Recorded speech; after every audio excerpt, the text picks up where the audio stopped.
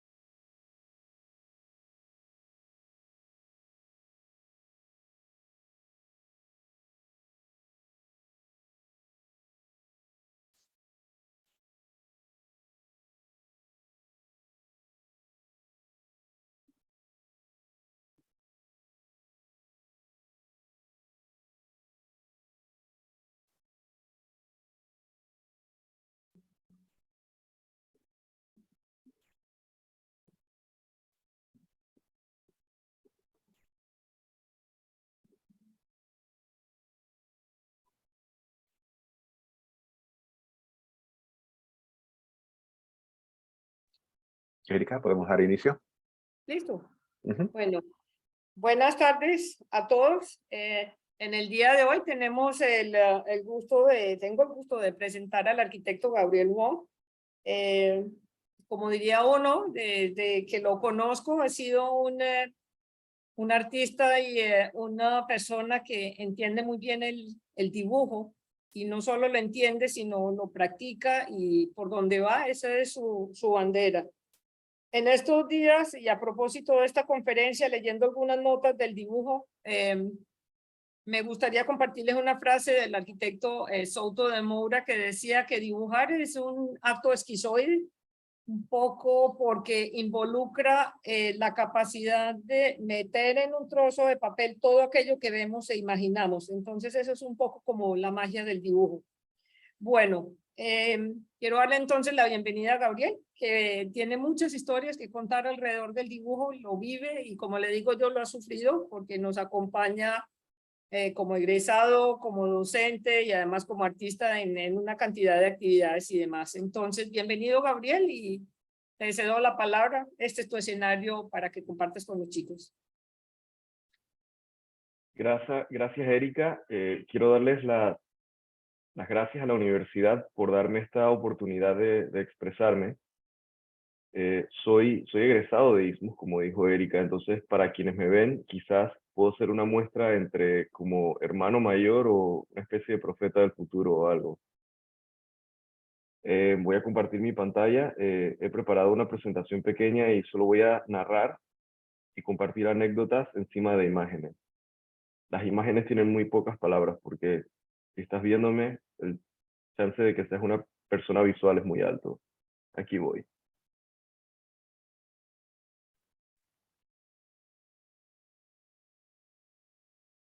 Quiero empezar compartiendo un pensamiento, que dibujar es como plantar semillas para que crezcan pinturas. Esta la vi hace poco en la experiencia inmersiva de Van Gogh, que ha estado dando vueltas en algunas ciudades en el extranjero y ya pronto va a estar disponible en Panamá. Bienvenidos a ir a ver la muestra, creo que tiene bastante que dejar. Un momento, por favor.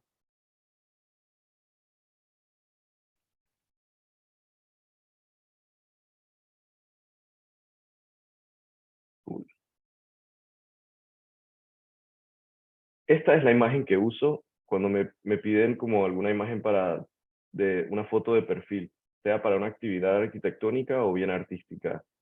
Me gusta esta imagen porque siento que muestra dos caras de dos facetas de mi vida creativa, una faceta como arquitecto y una faceta como un artista gráfico o visual. Pero dibujar ha sido siempre una parte tanto de mi faceta arquitectónica como artística. En la parte arquitectónica, dibujar es una manera como de sacar pensamientos muy rápidamente. Estos son dibujos de uno de mis primeros proyectos que tuve o de los proyectos más grandes que tuve cuando me independicé y abrí mi propia firma de arquitectura. El dibujo es algo que nos permite como pausar el tiempo. Es algo que hacemos muchas veces para nosotros mismos.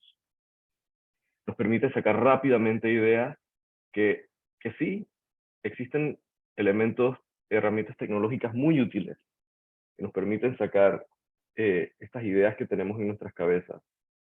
Siempre digo que mientras más dibujamos las cosas que podemos ver, más fácil se nos hace dibujar las cosas que no podemos ver, las cosas que solo existen en nuestra imaginación.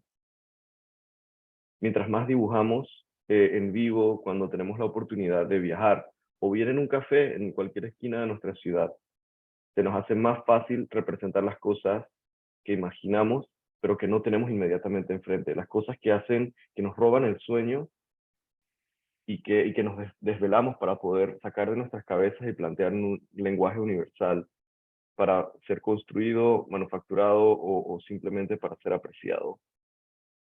Dicen que planta es función y corte es pasión, así que bueno, eh, hay, hay dibujos que nos permiten juntar plantas, cortes y fenómenos, o sea, tantos fenómenos que tenemos pasando, de ergonomía, de infraestructura, de restricciones urbanas, de paramentos, de alturas, de construcción, electricidad, aire acondicionado, plomería, seguridad, requisitos específicos del cliente, etc. Y dibujar es una manera donde podemos compaginar rápidamente una cantidad de variables y sintetizarlas en una sola imagen. Al final del día, una imagen habla más que 1000 palabras. A mí me gusta a veces rayar cosas y no se trata tanto de hacer dibujos bonitos, porque estos dibujos que estoy enseñando son de alguna manera feos. Mis líneas no son rectas, las líneas hasta están tembladas. Quizá hay proporciones que puedan o no estar ligeramente salidas, pero más que dibujar en sí o dibujar bonito, es, es crear una relación con una libreta de dibujo. Es un lugar donde uno es libre de expresar pensamientos muy íntimos de manera muy libre.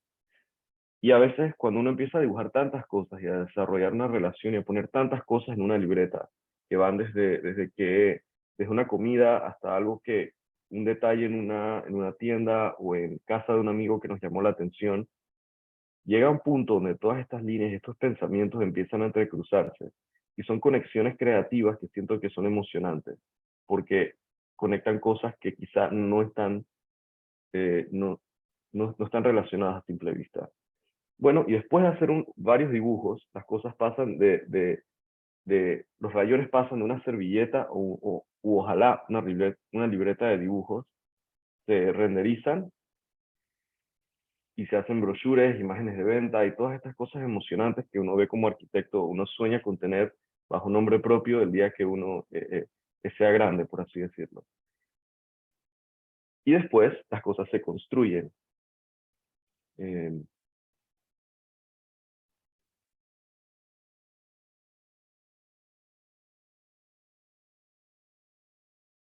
Y entonces tengo esta otra faceta como artista visual. He hecho mayormente pinturas, obra pictórica, pero también he hecho mi par de esculturas y cosas. A veces siento que diseño arquitectura como artista, pero pinto como arquitecto. Igual todo está conceptualizado y hay un concepto inicial y una ejecución. Y los bocetos para mí son el punto medio entre ambas. Aquí estoy en la primera muestra individual que tuve en mi vida. Había hecho sopecientas mil colectivas, pero esta fue mi primera muestra individual. Fue una muestra que celebraba el Año del Toro. Ven que tenemos máscaras porque estábamos en Galería Habitante, que es la galería con la que trabajo aquí en Panamá. Y nos estaban apenas soltando las riendas con las restricciones sanitarias y demás. Así que me tiré al agua, hice un show. A Dios gracias, se vendió todo, así que la galería muy contenta conmigo y pues yo también porque no sabía qué esperar. Pero muchos de estos dibujos de toros que hago son, o sea, antes de que haya una pintura, igual que antes que haya un plano o un render, hay un concepto, hay una idea inicial. ¿Cómo hacer un montón de toros sin que se repitan unos de otros? Entonces, en esa parte, en ese diálogo interno en privado, ahí es donde el dibujo fue importante para mí. Y el dibujo es algo que como artista me ha sacado o ha sacado mi obra a darle la vuelta al mundo. Ya tengo obra presente en todos los 5 continentes. He tenido la oportunidad de estar patrocinado por marcas globales como Nike y actualmente Montblanc. y he tenido como clientes también marcas como Cable and Wireless y Boeing. También he podido participar recientemente en actividades prestigiosas para artistas, como aquí está la Bienal de Arte de Beijing, donde mi cuadro fue uno de los que se mostraron en el Museo Nacional de Arte de China, que es el más importante del país. También, bueno, mi cuadro es este. Este fue en el Museo de Arte Moderno del Salvador. Y esta también es muy reciente en el Museo de Arte Moderno Carlos Mérida de Guatemala, junto a otro artista nacional que también es arquitecto, Genaro Rodríguez. Ahí ven algo de volumetría y, a ver, mi estilo es técnicamente expresionismo. Pueden buscar en Google si quieren aprender más del expresionismo. Exponentes importantes de mediados del siglo pasado fueron, por ejemplo, Pollock, Rothko, de Koenig. Hay otros apellidos así. Y así como quizá yo describo mi estilo como expresionista, el de Genaro, que también es arquitecto, yo lo describo como una mezcla entre concretismo y constructivismo. También pueden buscar en Google cuando tengan tiempo. ¿Por qué menciono estas cosas? Porque siempre ha habido una relación entre la arquitectura y las artes visuales, o cualquier forma de arte, por así decirlo. Quizás hay muchos artistas que saben de Gustav Klimt, pero los arquitectos, especialmente los que tuvimos la fortuna de dar clase de teoría con Javier Herros, sabemos muy bien de Gustav Klimt y de su gran amigo Adolf Loos, y cómo ambos juntos fueron propulsores de la secesión vienesa, que básicamente, o sea, es la precursora de la Bauhaus, o sea, que en muchas maneras forja nuestra manera de pensar, de ver el mundo y la arquitectura. Bueno, aquí ustedes, tienda Nike, esa es la obra que está atrás de la caja, y sí, recientemente en Montblanc, por dibujadera y cosas, así que cool. Como artista visual también me han encargado algunas piezas, por ejemplo, estas fueron las actas de consagración del altar de la Catedral de Panamá. Dicen cuando se restaura una iglesia que el altar ha sido profanado, entonces hay que reconsagrarlo una vez se terminan las obras. En este caso, me pidieron unas actas para que sirvieran de documentos oficiales, y el Papa las firmó. ¿Cómo llegué a hacer esto? Bueno, cuando yo tenía 18, quizá 19 años, cuando había recién entrado a la universidad, había un viaje de estudio a Cartagena y Bogotá. Y yo me sumé porque sabía que Carlos Morales tenía que conocer a toda la gente más cool, que sí, de hecho sí, nos dieron bastantes tour VIP espectaculares. Tuvimos de tour guides a todos los arquitectos que hacían las obras más relevantes del momento. Y entonces, en uno de esos viajes en Cartagena, nuestro guía turístico fue don Álvaro Barrera, un súper arquitecto y wow, tiene obra en libros y demás, y creo que es un referente muy importante para la restauración. Y en Cartagena vi que todo se veía espectacular, mientras en el casco viejo de Panamá en aquel entonces uno podía oler el interior de cualquier edificio desde la acera. De hecho, hasta llegué a meterme a practicar taekwondo nada más para poder ir a dibujar el casco, porque nunca sabía que me iba a tocar.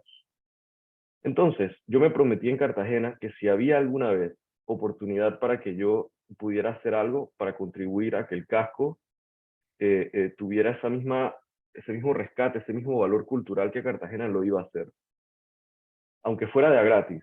Entonces, cuando me ofrecieron llevar los libros de fábrica, que son esta especie de libros donde, bueno, está el Papa firmando, son los libros donde históricamente se ha guardado la historia de la ciudad. Todos los cuentos de cuando atacaba Henry Morgan y el altar de oro lo pintaban de cara. Esas cosas las sabemos porque en su momento algún monje tuvo que haber escrito estas cosas en un libro de fábrica. Los índices de analfabetismo antes eran muy altos. O sea, quienes escribían eran básicamente monjes, capitanes de barco y quizá un notario o algo. Así que estas las hice por amor al arte, para dejarle algo bueno al patrimonio de esta nación. Y bueno, como decía lo de la pintura, siempre empiezo haciendo un boceto. Por ejemplo, muchos de mis toros empiezo haciendo una ingeniería al revés, porque empiezo tratando de sacar el toro del carácter chino que significa toro, por ejemplo. porque realmente los pictogramas chinos o el idioma escrito como tal no funciona con vocales y consonantes, sino con caracteres. Entonces hay un carácter que significa algo y los caracteres son a su vez evoluciones de pictogramas primitivos que intentaban en su raíz representar algo haciendo un dibujo. Pero todos empezamos en algún lado. Yo empecé cuando tenía 5 años, como soy de la generación de los pre-iPad. Yo creo que mi padre simplemente tenía que encontrar alguna manera de tenerme quieto cuando salíamos a comer en familia o cualquier cosa en un lugar público. Entonces un día mi padre se acercó y con una pregunta me cambió toda la vida. Y me dijo, oye, ¿quieres aprender a dibujar? Pero él como que de momento lo hizo sonar tan cool que yo le dije que sí quería. No sabía qué era, pero sonaba muy divertido. Y este fue algún intento de dibujar un Lego. Y empecé dibujando caballeros y dinosaurios y piratas peleando contra dinosaurios. Pero bueno, estos dibujos los enseño, son dibujos del arquitecto Oscar Concholes. Su nickname en Instagram es Señor Croquis.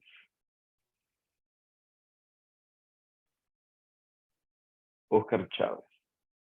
Oscar Chávez fue el arquitecto que me enseñó a dibujar a mí.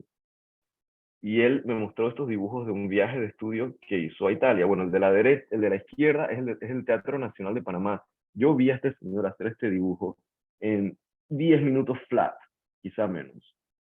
Pero este dibujo de la derecha es un dibujo que él hizo cuando se mandó un viaje a Italia, después que terminó estudios en facultad o algo así.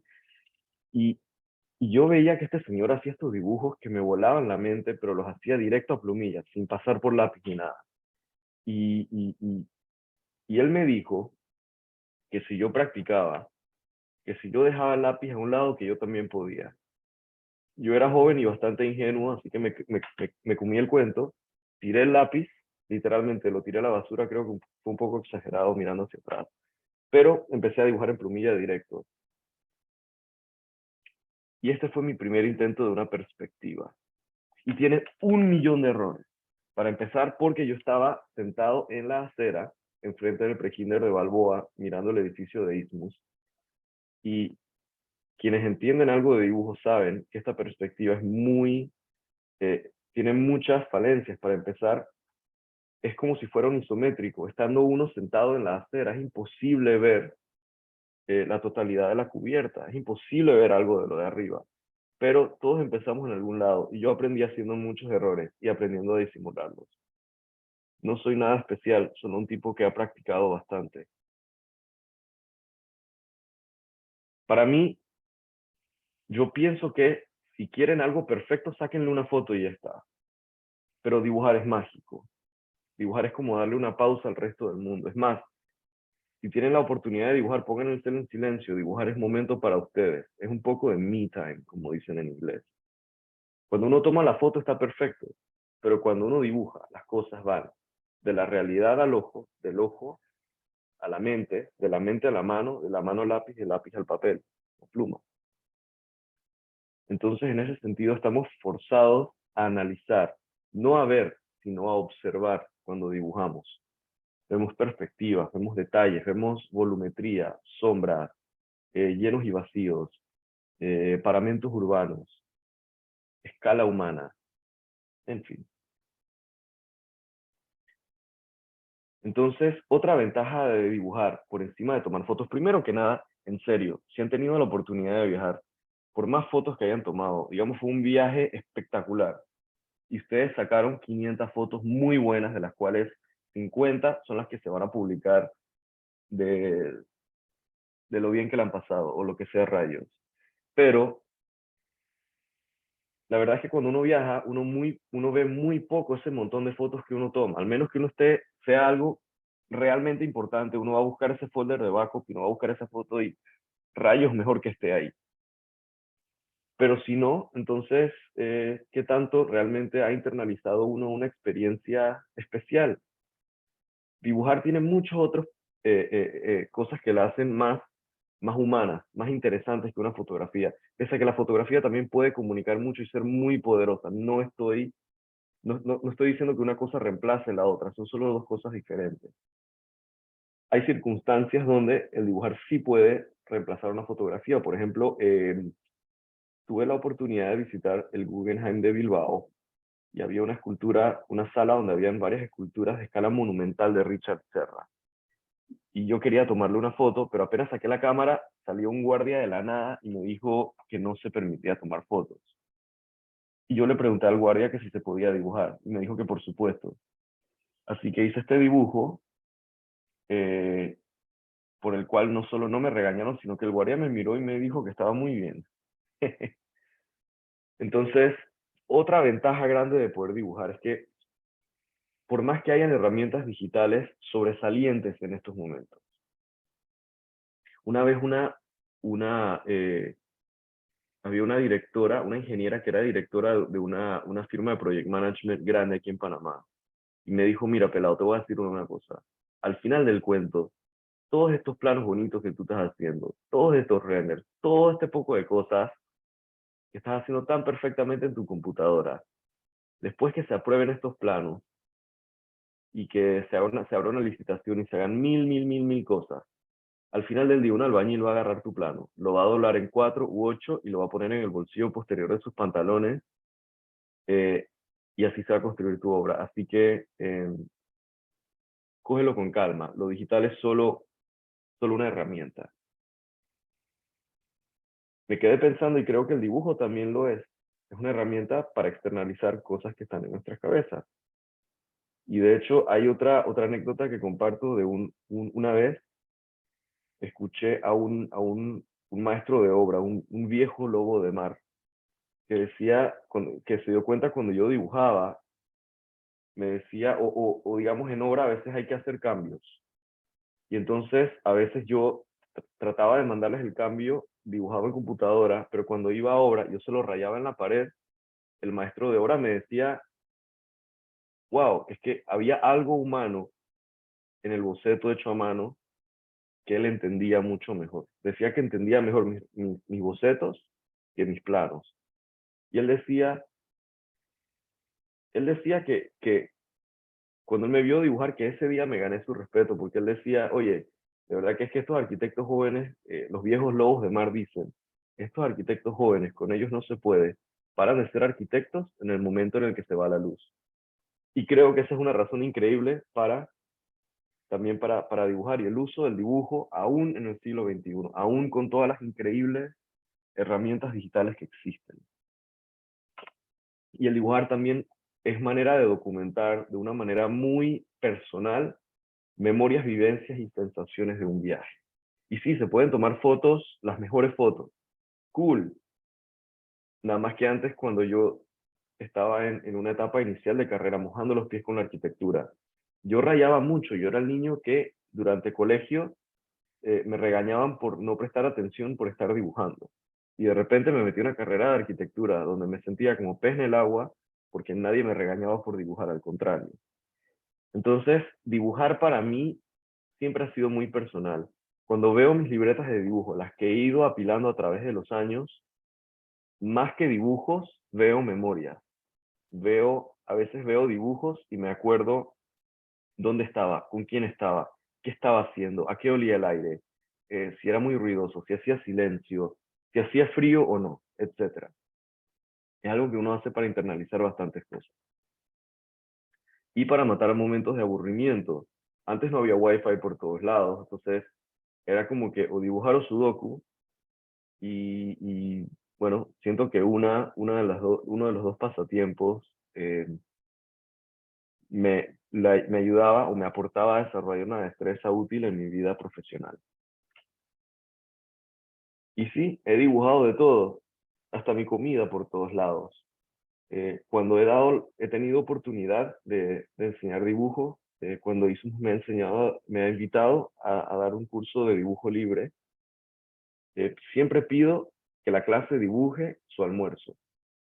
No se trata de dibujar bien la comida, se trata de lo que el dibujar la comida hace por nuestras por nuestras manos o esa conexión ojo-mano-cerebro, que hace esa conexión como inmediata.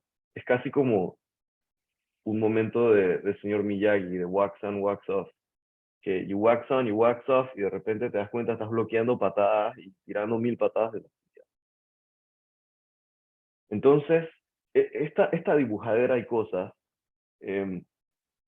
hubo una ocasión donde hay una señora llamada Iliana Sobrino, que es la dueña de Productos La Doña, quería lanzar un libro de recetas llamado Herencias, porque ella decía que sí, hay herencias que pueden ser dinero, propiedades, joyas, pero una manera, un tipo de herencia muy válido, muy coherente, muy importante es la herencia gastronómica que hay dentro de la familia.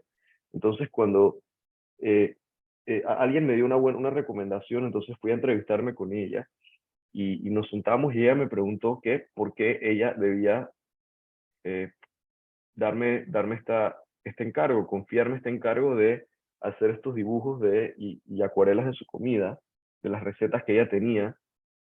Y ahí en ese momento yo simplemente saqué mi libreta de dibujo, la abrí, se la mostré y le dije porque llevo haciéndolo por mucho tiempo, solo porque sí. Y con eso ella me confió ilustrar estas recetas. Creo que la movida fue inteligente de su parte, de la autora, porque ella me decía que si ella tuviera que tomarle fotos a la comida, involucraría primero preparar una cocina industrial, un lío logístico para que cada persona viniera y preparara la comida para que luego un fotógrafo tomara fotos y luego había en fotografía un proceso de postproducción y edición, entonces iba a hacerse muy largo. Así que dijo, hagámoslo con dibujos. Y entonces así está, terminé ilustrando un montón de recetas, tanto dulces como saladas. Oh, pausa. Dibujar es muy útil, especialmente para cuando uno está empezando la vida profesional como arquitecto. Sabes que no, hablaré de eso luego. Cuando he tenido oportunidad de enseñar a dibujar, la primera vez tuve como que estaba un poco nervioso, no sabía ni cómo enseñar ni cómo comunicar esto, pero alguien me dijo, yo trabajaba para George Moreno, que fue uno de mis grandes mentores de arquitectura. Y George me dijo, echa cuentos. Me dijo que de las cosas más especiales que él había aprendido en su vida, la había aprendido de su abuelo, quien le enseñaba con anécdotas. Así que yo me inventé algo, me empecé a inventar mis propias anécdotas. Me acordaba que cuando yo estaba 18, 19 años, yo pensaba como que, no sé, qué estaban haciendo mis amigos, quién salía con quién rompió con quién, cualquier cosa. Pero bueno, tuve que inventarme como estos cuentos para vencer la inatención de adultos jóvenes de 18 y 19 años. Y este es el primer cuento. Este primer cuento le llamo La Ley de la Selva. La Ley de la Selva dice que habla de las palmeras, del comportamiento de las palmeras. Y esta ley es resultado de una investigación que hice cuando estaba más joven, porque yo después en alguno de mis primeros talleres veía los planos, hice como una especie de zoom out y tuve un momento de introspección donde veía los planos y decía, se ven como cajas blancas flotando en un papel blanco. ¿Por qué no veo una casa de playa? Y dije, claro, falta el contexto. Las casas de playas tienen que tener palmeras porque estamos en el trópico. Entonces, dije, ok, entonces, ¿cómo se dibujan las palmeras? Y entonces empecé a investigar y me di cuenta que en Panamá tenemos más de 50 especies nativas y adaptadas de palmeras. 50 especies, o sea, en Panamá la biodiversidad es excepcional. De hecho, en Panamá hay más diversidad de fauna y flora que Estados Unidos y Brasil combinados, y Brasil tiene el Amazonas. Entonces, hablemos de la ley de la selva. La ley de la selva dice que las palmeras tienen troncos largos y esbeltos y que tienen todo el follaje arriba. Ahora, en el grupo de follaje hay dos tipos de hojas. Hojas que desafían la gravedad y hojas que caen vencidas ante la gravedad. Y bueno, viendo la especificidad de cada hoja, la representación de las hojas es que cada hoja tiene una vena central que tiene hojas que salen a ambos lados. Yo trato de hacer las líneas más separadas de un lado y más pegadas de otro para dar esa ilusión de volumen. Y luego están tipos de texturas en los troncos de las palmeras. Unas se obtienen entrecruzando líneas horizontales y diagonales en ambos sentidos. Estos son dos tipos de texturas principales. Si encuentran otra, apréndanselas, invéntense un cuento y compártanmelas, por favor. Estaré muy feliz de escuchar su versión. Y la otra teoría que tengo es, o manera de representar un tronco, es intercalando líneas horizontales y otras que llamo sonrisas. Sonrisas porque son como estos arcos que miran para arriba, así como en este emoji. Sonrisas. Bueno, líneas horizontales con sonrisas y después intercalo izquierda a derecha líneas verticales muy pegadas. Y luego el estudio de las palmeras. Aquí están algunas de las otras especies de palmeras. Y luego me fui dando cuenta que hay una especie de traslape entre el concepto y la ejecución. Aquí a la izquierda, este es el primer estudio serio de una palmera que hice. Fui para Gamboa, al Centro de Observación de Aves, que diseñó Patrick Dillon, y es una escalera en caracol muy, muy alta, y uno sube, y es la primera vez que pude ver una palmera, ver de cerca la copa de una palmera a la altura de mis ojos. Entonces hice este estudio, ahí está el tronco largo y esbelto con todo el follaje arriba, y un grupo de hojas que desafía la gravedad, y un grupo de hojas que cae vencida ante la gravedad. Y la imagen de la derecha muestra exactamente lo mismo. Entonces hay una cosa que es el concepto y otra la ejecución. Y a partir de eso, no importa la ejecución que yo decida llevar con algo, en mi modus operandi siempre empieza todo con un boceto. El boceto es la raíz, es la idea, es el concepto, y después viene la ejecución. Entonces también con el paso del tiempo, que he ido agarrando la experiencia al dibujo, me he dado cuenta de las diferentes cosas que pueden hacerse según diferentes instrumentos. Por ejemplo, esto es lo que se puede lograr con un lápiz de punta gruesa versus un lápiz de punta delgada. Versus, cambiando el color, este es un tipo de lápiz llamado sanguina, que es básicamente un lápiz con un grafito que tiene un color sepia. Luego, lo que ocurre con diferentes tipos de plumillas. Personalmente, recomiendo hacer dibujos a plumilla porque se escanean mejor. Y al digitalizarse mejor con alteraciones leves, en balance, contraste o lo que fuera, se puede agarrar cualquier dibujo, se puede ampliar y se puede usar para una entrega o para publicaciones en redes o cualquier otra cosa. Este es un dibujo hecho con punta media versus un dibujo hecho con punta gruesa. Este es, por ejemplo, un dibujo del Pompidou, donde la estructura me parecía que era tan dominante que no me hacía sentido terminar este dibujo con una plumilla delgada. Y este es otro tipo de ilustración. Este para mí ya no es tanto un sketch, es una ilustración tal cual. Aquí tengo tres tipos de plumillas. Empecé haciendo todas las líneas con una... Y aquí las líneas que ven rectas, están rectas porque usé un lápiz. Mis líneas no son rectas, pero sí he practicado las otras cosas que me permiten aterrizar este tipo de dibujo. Aquí estaba. Hice este dibujo con tres tipos de plumillas. Una plumilla 0.1 para trazos generales, 0.05, que es súper delgada, es la mitad de 1.1, para hacer sombras y texturas, y una plumilla 0.3 para remarcar algunos volúmenes y resaltar la volumetría de la casa. Luego estas son dos dibujos hechos en Multiplaza. Ahí dice Sanborns, así que este es viejísimo. Uno está hecho, el de la izquierda está hecho con una pluma de punta delgada, y el de la derecha con una pluma de una punta de grosor medio. Pese a ser un dibujo hecho en el mismo lugar o con una vista muy similar, una perspectiva muy similar, el simple hecho de cambiar el grosor del instrumento puede tener un efecto en...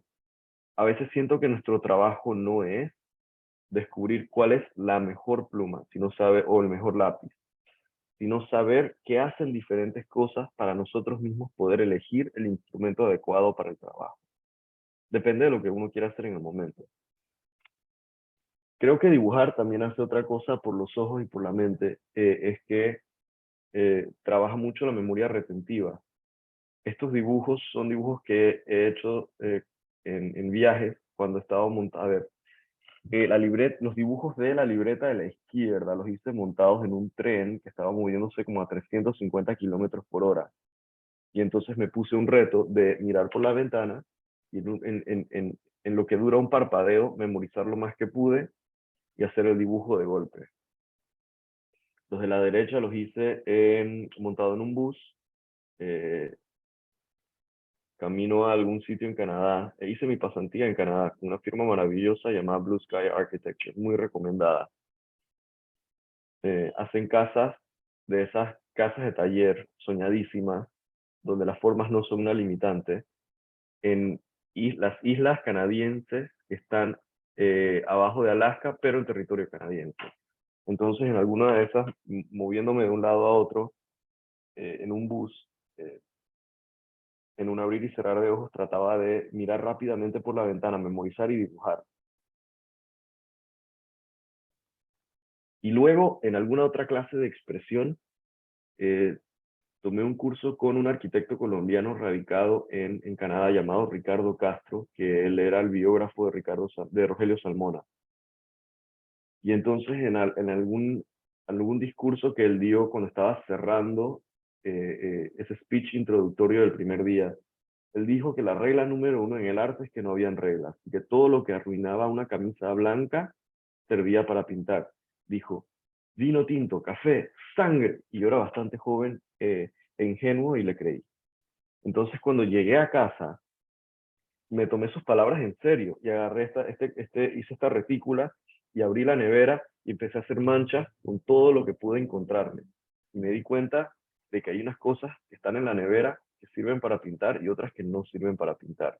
Porque a la mañana siguiente, las cosas que yo pinté con sirope de chocolate y jalea de frambuesa amanecieron forradas en hormigas. Así que nota mental, eso no sirve para pintar. Y luego con el tiempo decidí quedarme, luego de ese ejercicio, decidí quedarme con vino tinto y con café. Porque el vino tinto y el café es algo que es disponible casi universalmente y es de las cosas que uno puede darle algún tipo de valor, de decir, oye, estoy pintando con las cosas buenas que salen de la tierra. Entonces, siempre he sido un tipo muy pragmático. De hecho, parte de la razón por la cual dibujo o he dibujado mucho cuando he tenido la oportunidad de viajar es porque antes las cámaras de los celulares no eran muy buenas. Entonces tocaba andar con un celular encima y encima una cámara. Pero en aquel entonces el roaming era carísimo, así que yo nada más dejaba el celular en el hotel o lo que fuera, y ya está. Y salía a caminar con una libreta y un instrumento de dibujo y ya. Y entonces en algún tiempo si tenía la oportunidad, paraba en un café y pedía algún tipo de un vino tinto de algo y un café. Y con el relajito me fui dando cuenta que las uvas de Napa pintan diferente a las de La Rioja, pintan diferente a las de Burdeos, pintan diferente a las de Mendoza. Los Cabernet, los Merlot, los Pinot, todos pintan diferente. Y no les diré cuál pinta cómo, ni con cuál pinté qué, porque quiero dejarles esa pizca de descubrimiento a ustedes. Entonces, con el tiempo he ido acumulando libretas de dibujo donde tengo dibujos, por ejemplo, de España, pintados con vino español y café español. Dibujos en Italia, pintados con vino italiano, café italiano. Dibujos en Francia, y así, etc. Entonces, bueno, estos eran algunos de mis apuntes de clases de arquitectura. La idea era tratar de ver si esta teoría de que cuando tú dibujas y ves tus dibujos, te acuerdas de lo que estaba pasando en el momento, era cierta o no. Y efectivamente, me acuerdo aquí había un profesor, era mexicano, tenía gafas, un bigote espectacular. Rayos, ¿por qué se me escapa el nombre ahora mismo? Lo encontraré. Este era un profesor de teoría que nos contaba estas anécdotas arquitectónicas y siempre ponía música de fondo. Aquí veo el retrato de Klimt y me acuerdo que nos estaba hablando de la amistad que tenían Klimt y los, aquí a la derecha. Aquí los hacía eh, estas cajas blancas, pulcras por fuera, absolutamente en contra de todo el neoclasicismo del momento, pero cuando uno entraba a estas casas, estos cubitos blancos, eran explosiones de colores y mosaicos de colores. Vean los interiores de las casas de Adolf Loos y después vean la obra de Klimt. Ya ahí sale la amistad. También hay amistades famosas entre arquitectos y otros artistas de otros rubros. Por ejemplo, Alvar Aalto, el gran arquitecto francés, era brother del compositor Sibelius. De hecho, cuando Sibelius falleció, Alvar Aalto le diseñó la tumba. Eran un montón de cilindros cortados en ángulo para que cuando soplara la brisa, estos hicieran como una canción, como si Sibelius todavía pudiera crear música desde el otro lado.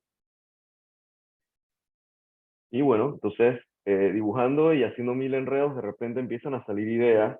Cuando uno ve estas libretas, después, una libreta de dibujo, después de mucho tiempo empiezan a salir ideas de cosas que quizá no estaban planeadas. Otro cuento que me he desarrollado para enseñar dibujo se llama Aliens. Y los aliens se llaman aliens porque cuando empiezan, por ejemplo aquí, son solo un objeto volador no identificado. Si esto está solo en una página blanca y no se sabe qué es. Pero los aliens, con ligeros toques y modificaciones, se convierten en otros objetos. Hay objetos que se convierten en aliens, pero vienen inicialmente de un alien alargado y se convierten en otras cosas. A mí me encanta usar aliens para interiores. A veces mis interiores se ven como que hay tanto detalle, pero no, lo que hay es un montón de hombrecitos verdes. Los aliens son una figura amorfa que responde nada más a cierta proporción, si es alargado, acostado, un alien más gordito, un alien más cuadradito, pero al tener las esquinas curvas, son como si un objeto bidimensional hubiera tenido una relación extraña con un objeto tridimensional y salieron. Estos son dibujos que son de una de las primeras clases de dibujo que di, donde implementé una técnica que aprendí con el profesor que me enseñó a pintar, donde desarrollé la idea de pintar con vino tinto y con café. A veces no es el qué, sino el cómo. No es el destino, sino el camino a. Por ejemplo, estos dos dibujos de pies los hice primero haciendo la silueta de los pies y después rellenando el resto. El hecho de tener que dibujar una silueta y después rellenar el resto nos hace inmediatamente recalibrar la manera en la cual observamos. Y es un ejercicio que si tienen tiempo, 2, 3 amigos, o ustedes solos se pueden sentar, cruzar sus piernas y dibujar zapatos. Ok, ahora voy a hablar de un case story, de un proyecto personal que inició como un proyecto de arquitectura, pero terminó como algo donde el dibujo y la arquitectura se cruzaron. Este es el plano de un bar llamado Bottle Alley, que está en Town Center en Costa del Este. Quien me invitó inicialmente para este proyecto fue un amigo de infancia que, no sé si sabían, pero hay como el equivalente al Pritzker gastronómico. Tiene en cuenta, se llama The 50 Best. Hay The 50 Best Bars y The 50 Best Restaurants. Y entonces mi amigo quería irse a Nueva York, a Manhattan, a estudiar coctelería, porque quería ser un coctelero serio con todas las de la ley. Y entonces, él, porque da la casualidad que en estos 50 Best Bars of the World, muchos de los top 10, hay por lo menos 3 que están en Manhattan, así que es una industria muy competitiva y él quería ir a darse madre con los mejores de los mejores, así que se fue a Manhattan. Y estando allá, se dio cuenta que en los cócteles clásicos de la barra americana, por algún motivo, muchos de esos cócteles fueron creados en Panamá.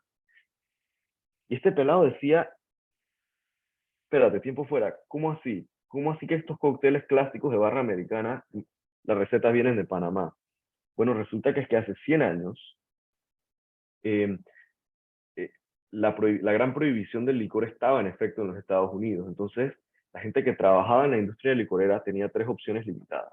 Número 1, quedarse en Estados Unidos, hacerlo ilegal, que podían irse presos o tener que lidiar con personajes un poco antisociales, las mafias de Al Capone, o ser víctimas de una bala perdida, o, ¿sabes?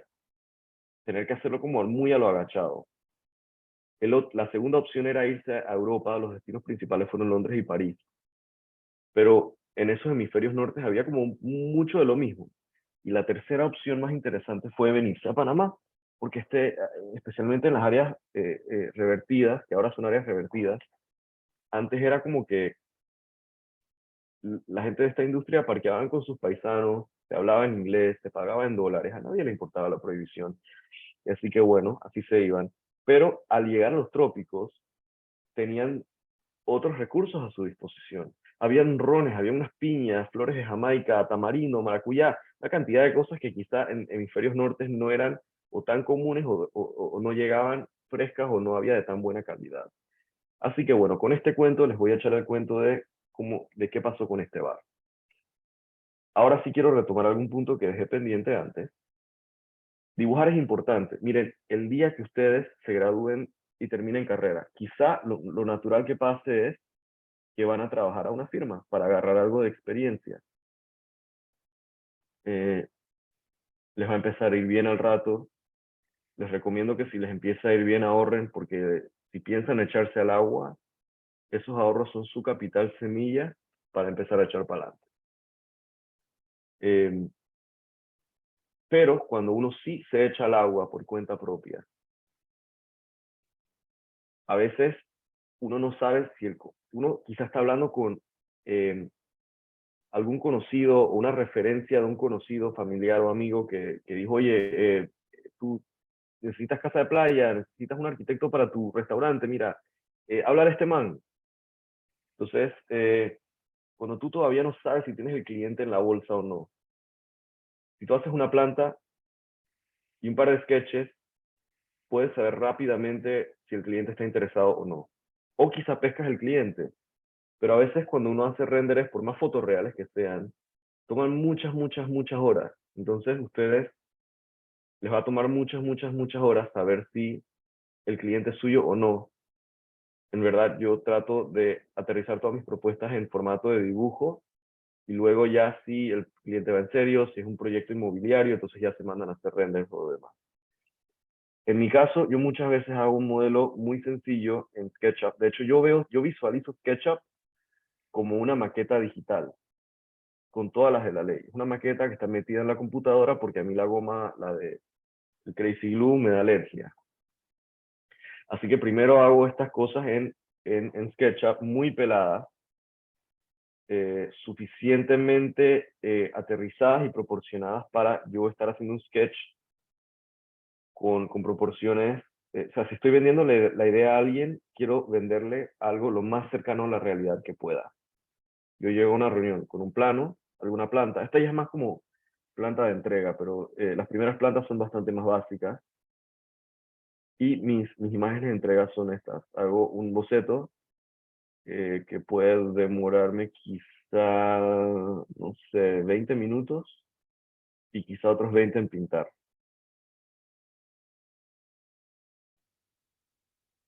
De lápiz a dibujos pintados con acuarela que también se pueden pintar con Prismacolors. Y esa fue mi entrega. En parte también el centro comercial quería saber qué íbamos a hacer y bueno, en vez de entregar renders, entregué imágenes a mano. También dada como la naturaleza del proyecto, de querer rescatar historias de cócteles y demás. Y con eso quiero compartir que creo que hay algo en el buen arte, en el buen diseño, que es la habilidad de poner a alguien a hablar acerca de más allá de lo que uno tiene enfrente. O sea, si hay un diseño, un bar, un dibujo, lo que sea, pero hay una historia detrás de, creo que lo hace más enriquecedor. Y bueno, son algunas fotos de la obra construida. De hecho, estas las postearon en la cuenta de 50 Best Bars bajo la categoría barra del día. Y bueno, yo sé que hoy en día todo diseñador vive casi que encadenado a un ordenador. Y igualmente cuando hice el proyecto, sí, muchas horas pegado a la computadora, una herramienta excepcional. Pero a veces cuando estaba un poco aburrido o ya cuando se hacía tarde, me dolía un poco la cabeza de estar pegado a la computadora, me ponía a rayar cosas, me ponía a rayar ingredientes importantes para la cocina. La carta gastronómica es de Carlos Chombolín Alba de Íntimo. y la coctelería, quien rescató todas estas historias. Ella es una enciclopedia con patas del rol que ha jugado Panamá en la gastronomía internacional, Robbie Martin, que hace el maridaje en íntimo. Y luego empecé, por algún motivo, a rayar estas criaturas. Y todos estos rayones eventualmente se convirtieron en parte de la identidad gráfica del bar. Aquí, por ejemplo, con un poco de humor, rayando un gallo vestido de Coronel Sanders a lo KFC, y de repente, no sé, un tucán vestido de doño de la época, un gato solo vestido de marinero, rescatando un poco las historias de los marineros que cuando se bajaban en Bottle Alley. Bottle Alley es un lugar real, es el nombre coloquial de la avenida Balboa, que está en Colón, en Ciudad de Colón. Cuando los marinos se bajaban ahí hacían desmadre.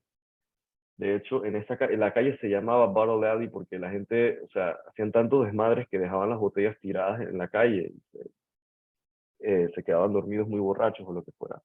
De hecho, durante las obras de restauración de Ciudad de Colón del gobierno pasado, cuando estaban levantando los estratos del suelo, capas de asfalto, capas de piedra, sí se encontraban con capas de vidrio, que algunas medían hasta 1 metro de profundidad. Y entonces cuando los constructores se topaban con estas capas de vidrio, los maleantes mandaban a parar la obra y recolectaban estas botellas para hacer catálogos y venderlas a coleccionistas de botellas. El maleante con el cual estaba hablando tenía hasta un catálogo plastificado y me contaba que la botella más cara que había vendido era una botella de whisky de una destilería que se creía extinta y la vendió por $3,000. Entonces también empezaron a aparecer dentro de mis series de dibujos de personajes vestidos de animales vestidos de personajes de la época. Estos dos, un cerdo vestido de Al Capone y un tigre vestido como de Bucky de la era. Y ambos ciegos en este caso porque luego de que el alcohol se decriminalizó, por lo menos en Estados Unidos decían que era permitido su consumo, más no su comercialización. No puedes tomar, más no comprar ni vender. Pero echa la ley, echa la trampa. Los dueños de los bares decían, bueno, entonces mira, yo tengo un freak show en mi bar. I have either a blind tiger or a blind pig. Tengo esta rareza, y si tú me pagas la entrada para venir a ver esta rareza, yo te voy a regalar el trago. Así que así es como el licor se hizo legal, se legalizó eventualmente. Entonces empecé a hacer otros dibujos de personajes de la fauna panameña, incluyendo venados, que mucha gente no sabe que hay venados en Panamá, que eventualmente se usaron para etiquetas de cócteles del bar durante los encierros, porque como no podían operar, entonces lo que hacían es que te ponían los cócteles en las latas y tú te las mandaban por delivery. DILIBIRI. Esta es una señal que está en áreas revertidas cerca de casa de mis padres, donde crecí. Entonces, a veces llegando tarde de hacer tareas en casa de algún compañero de noche, me tocaba ir súper lento para que no me tocaran los venados. Esa fue la inspiración. Otros dibujos.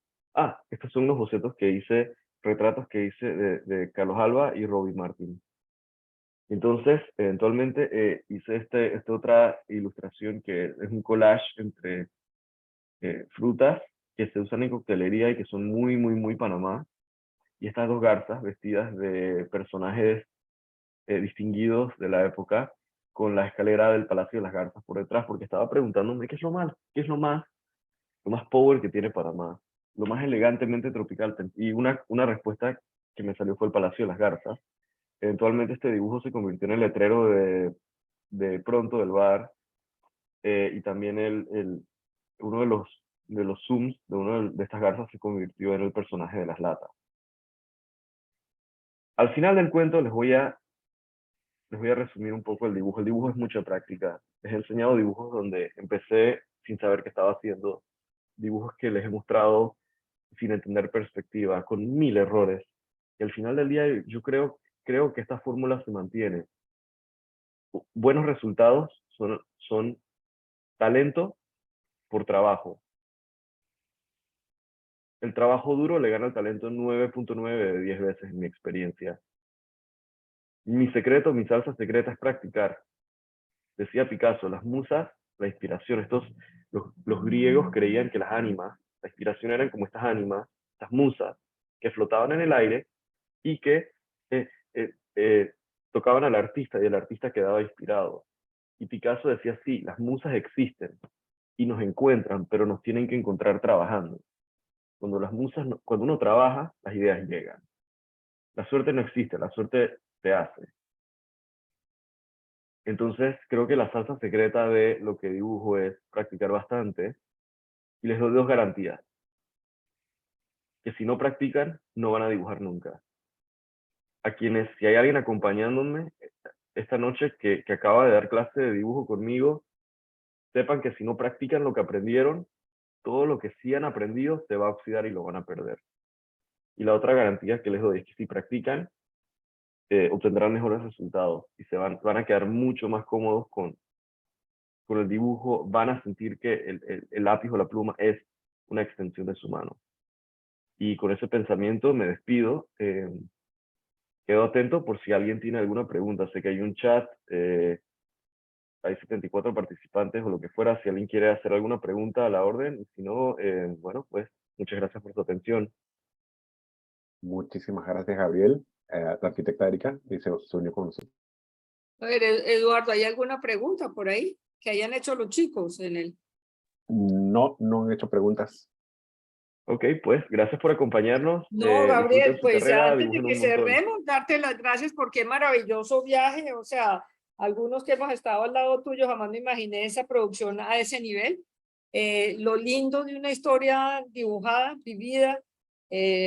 No, quedan muchas historias y muchos recuerdos valiosísimos. Una jornada preciosa, inspiradora, por no decir más.